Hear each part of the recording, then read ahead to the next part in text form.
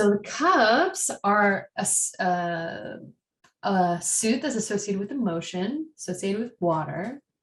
The Ace of Cups is the beginning of new love.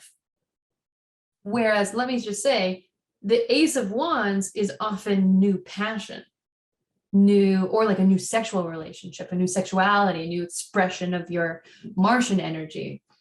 This is Ace of Cups is more like an expression of your creative energy, your nurturance, and your emotions.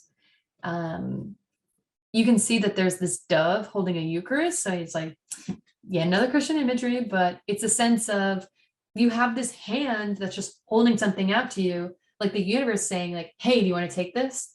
Hey, do you want to try this? Hey, this is here right now. Are you going to go for it? And you have to think of the aces again as always like an opportunity to try something new, and such as Two of Cups, relationships. The Two of Cups is a card of harmony between two equals. Again, we have Mercury's staff there with this angel that you saw in the Lover's card, hovering over them, sanctioning and blessing this union. It's always about starting something off on the right foot because you want to collaborate and communicate your needs. But something to note is that it's not necessarily as strong an energy as like the Lovers. If you were to say, like, if I pull two cards, what would the card predict, like a long-term bond between two people? I would say the Lovers. This is kind of like new relationship energy, if you were to contrast them. The three of Cups is, I always call it, I think of it as like queer romantic, friends as family. Like the people who you go to, who you just feel so at home with and joyful with, who are not necessarily romantically associated with you. When you go to just hang out with your people, that's this joy. That's this celebration. This is New Year's. This is like party. This is getting together on a Friday night and just hanging out with the folks who make you feel so seen and loved and at peace. And it's always a kind of, pleasure, really easy pleasure. And it's not superficial either. It's just, we're sharing and we're a community, and we're in community with each other. So what's interesting about the Four of Cups, and you can see how it kind of like dovetails into the Five of Cups, is that there's this gentleman who's sitting under a tree who is very, very focused on his 3 cups that he has already. He was like, oh my God, I love these cups. They're so great. Why would I need anything else? And it's kind of this combination of the Ace and the 3, where there's this thing from the universe saying, like, hey, do you want to participate in this like new adventure? And the person who's sitting under the tree is very much unimpressed and maybe a little over concerned with what they've already manifested, and not willing to, they're in a position where they're not quite willing to accept more. And there's something about, you can see it in the Five of Cups. The Five of Cups is more about the recognition of a true loss. As you can see, there are these 3 cups that have been knocked over. However, there are 2 cups standing. It's always something, it's always about perspective. And the Four of Cups, it's like, I already have 3, like I already have this. Why would I need more?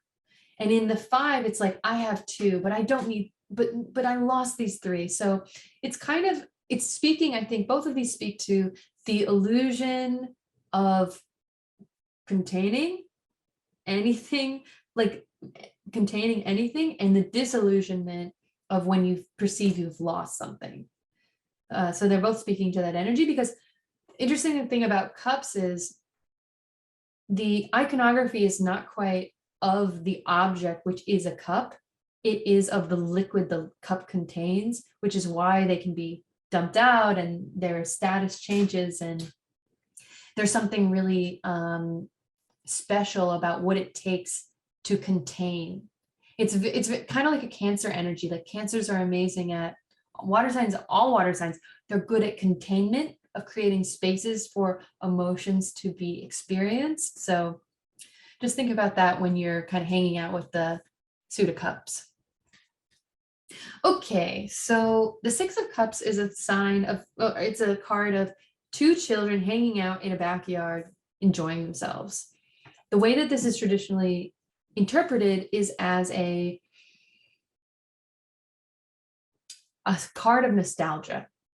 So when you're at a place in your life where you're thinking back on all the things that went right and how good it felt to be a kid in like your mother's house, without a care in the world, just enjoying yourself and growing these little flowers in your garden, that's the energy of kind of going back to really beautiful times in your life, and drawing energy and strength from those moments of like true peace and serenity. The Seven of Cups is a card that's associated with dreams and wishes and the possibilities of what could be.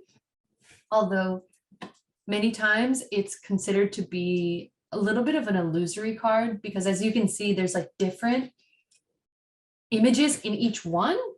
There's like a wreath of, there's a laurel wreath in one, and there's a snake in another, and there's a bunch of riches in one, and in a castle in yet another, and this ghost, this very strange ghost figure that I couldn't tell you who that is or what that means, but there's this it's really the state of dreaming up what could be, and maybe even getting lost in the dream.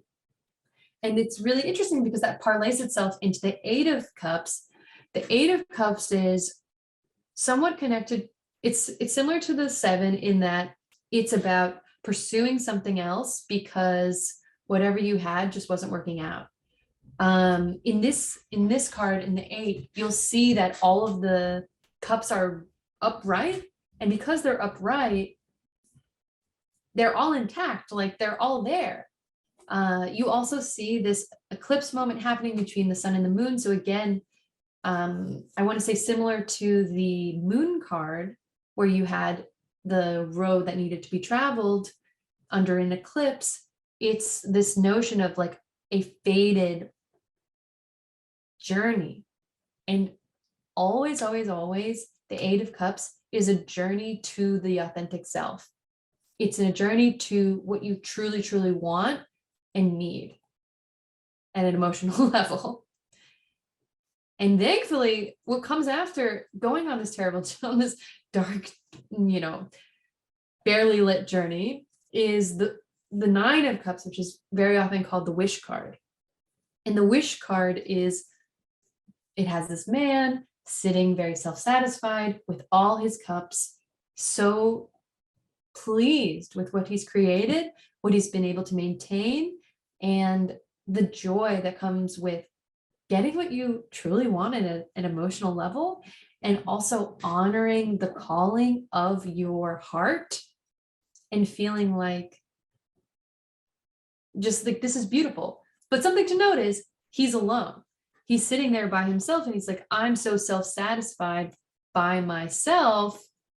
So when you get to the Ten of Cups, it's this kind of joy that's with not only the love of your life, but hopefully, and perhaps if you so choose, like this idea of progeny, of children, of joy, of something that you can share and give to the next generation. It's like a kind of legacy of love that you get to forever be in this kind of beautiful communion with. And they have this, I mean, it's a little sentimental, but I kind of like it. It's this rainbow with the Ten of Cups arcing the sky and feeling quite, I don't know, just joyous, beautiful.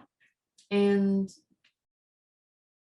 yeah, this is one of the cards where if you get it, you're like, I am creating the home and the family and the home and the home situation of my dreams. Even if it's not a physical home, it's the emotional space of what I think is just really, really beautiful.